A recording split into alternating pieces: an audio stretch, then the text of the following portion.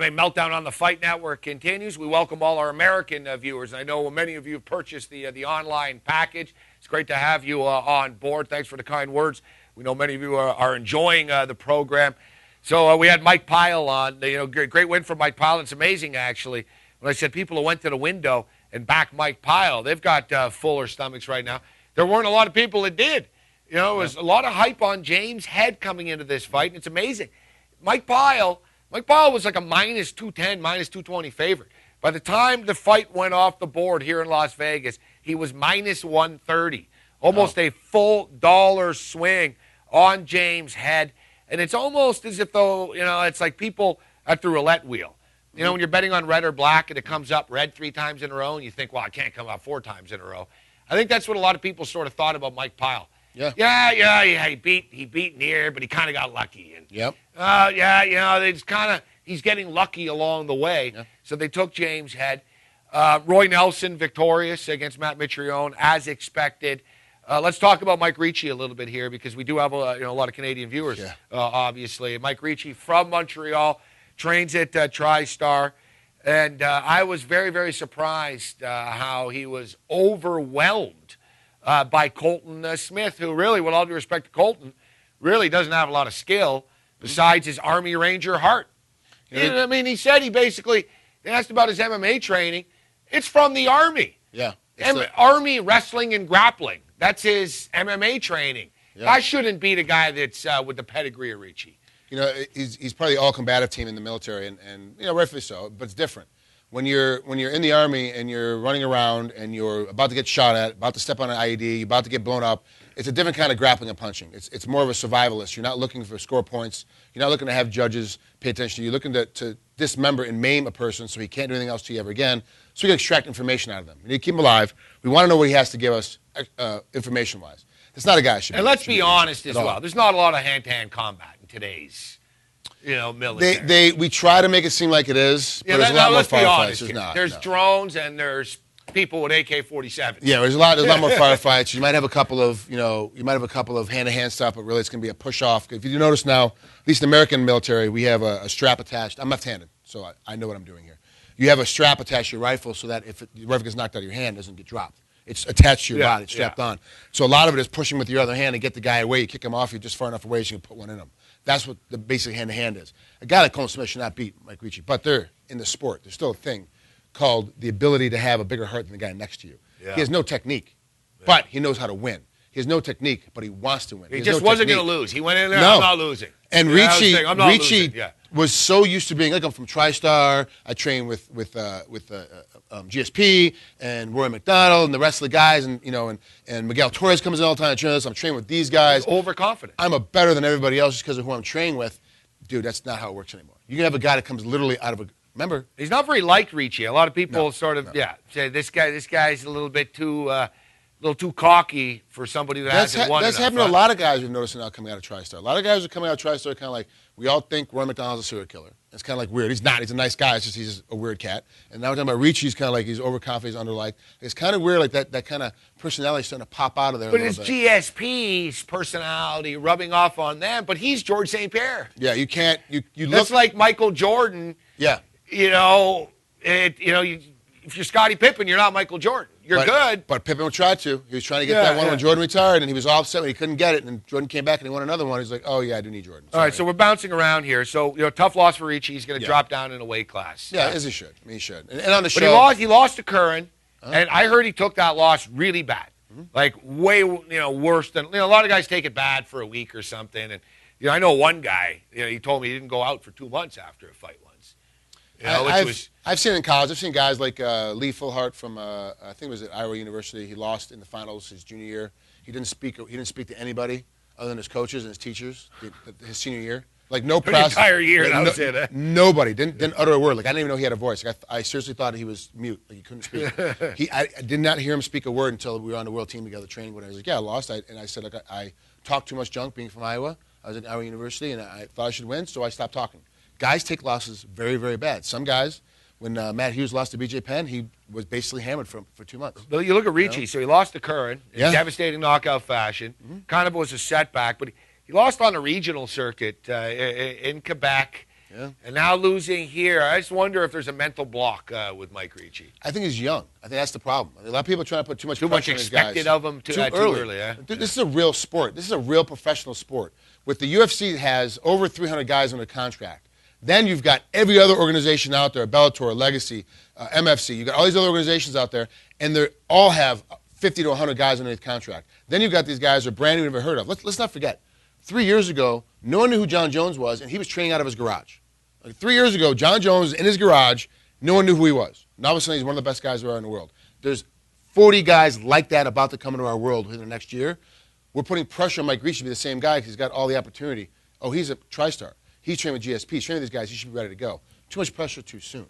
Give him a second. Let's relax. The Ultimate Fighter show is the show for a reason.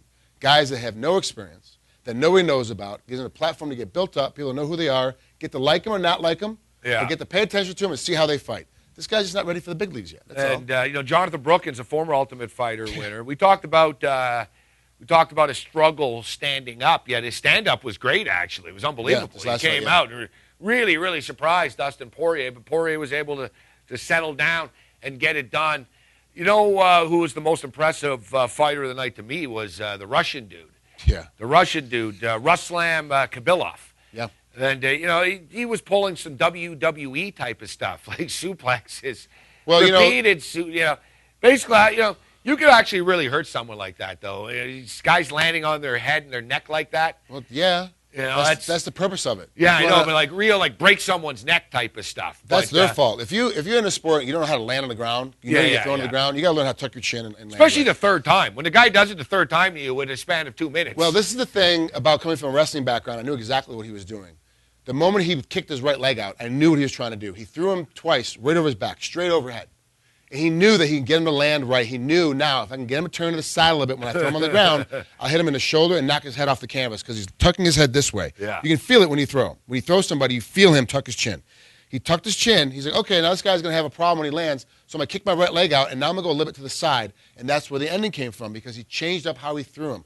That's a classic Russian suplex move that they use both in Sambo, but they also use it in wrestling, both in Greco and freestyle, to offset your opponent when you're competing. You want to get this guy kind of beat up a little bit, and then when you throw him, you hold on to him, and then we gut wrench him or turn him over for the pin in wrestling. But in this case, he sits up on top, punches him a couple of times, another fight's over. That was one of the most amazing changes in technique I've ever seen in a live MMA fight from a wrestling standpoint. He completely adapted as he was throwing me. He's like, I can throw. Now I'm going to punch and kick a little bit. I'm going to throw him again, punch and kick a little bit more. But I know this time when I throw him, I got to kick my right leg out to make him land on the side of his head.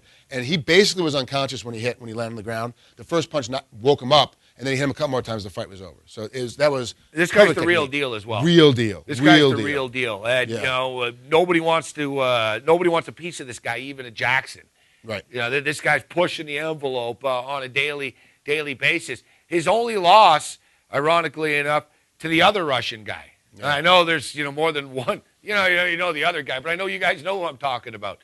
The submission artist, Kazimkov. Yeah, there's so many Russians now coming out, and we have this. Volkov wins the Bellator, which I couldn't believe. I didn't have him win. You thought Hal was going to win? Yeah. Well, here's the problem though. That these Russians really don't know that much on. They come to these records, and we're like, okay, is it like the Brazilian record? A guy comes in 8-5, but he's really 127-5, or is it the Russian record? These guys come in 19-0, but they really haven't fought anybody that's everyone they fought was 1-0 all the way through. So they've never really fought anybody tough. These last couple of guys we've seen come out of Russia are just absolutely amazing, and they're much better than we're giving them any kind of credit for.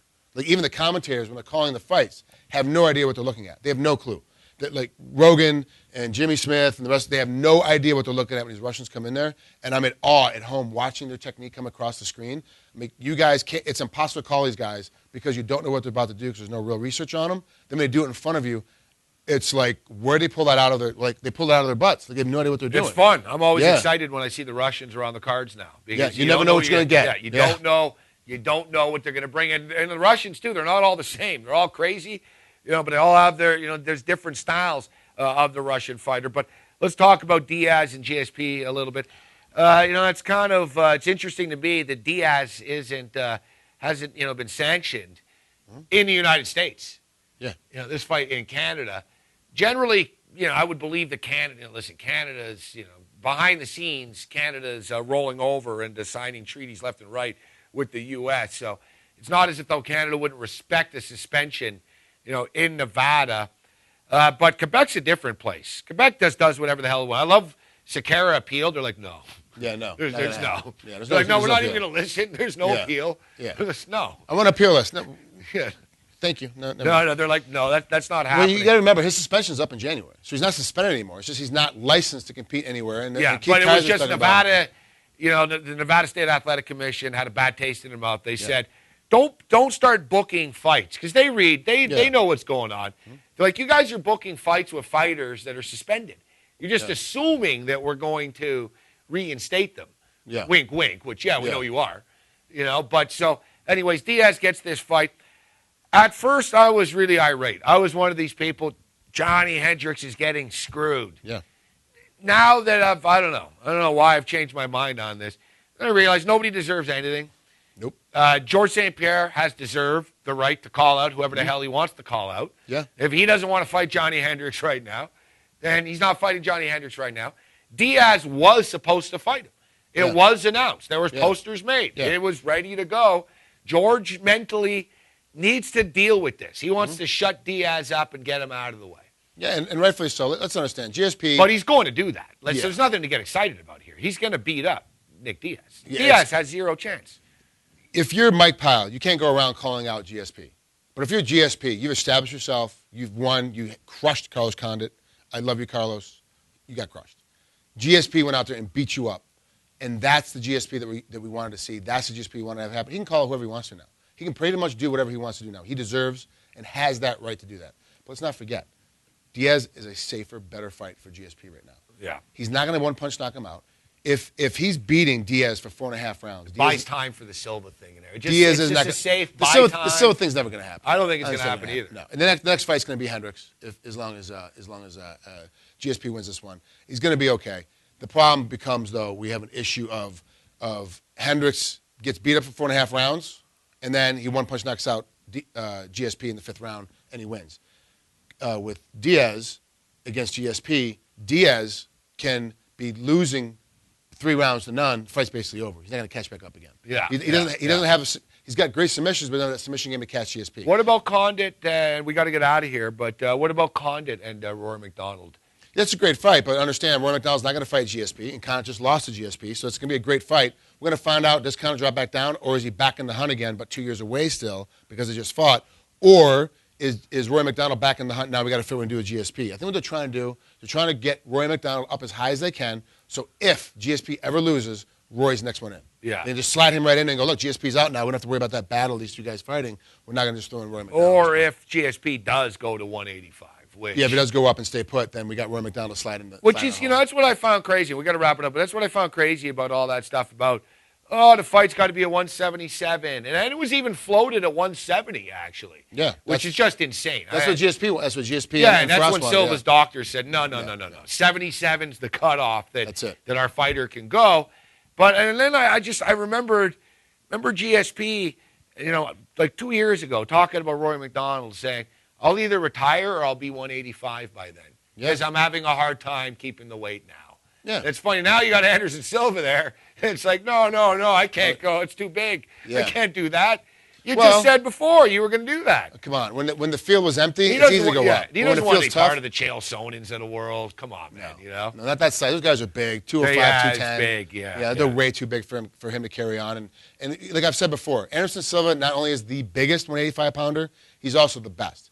GSP is not the biggest 170-pounder, but he just happens to be the best. So you're talking about a guy that's like upper middle of the road and size-wise at 170, making that jump to 185 to fight the biggest 85-pounder. That's too much. That's too much weight. Yeah. We don't need these super fights. There's some great fights coming up. The Diaz fight will be entertaining. Diaz will run his mouth.